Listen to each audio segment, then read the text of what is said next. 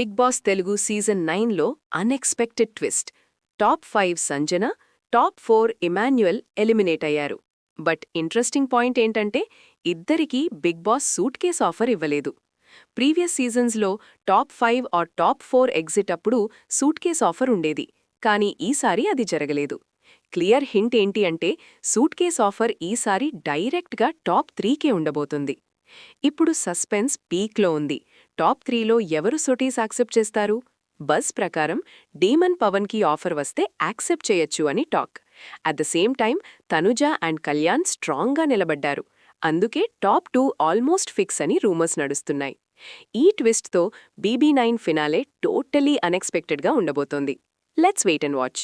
మీ opinion ఏంటి? Suitcase ఎవరు తీసుకుంటారు? కమెంట్స్లో చెప్పండి.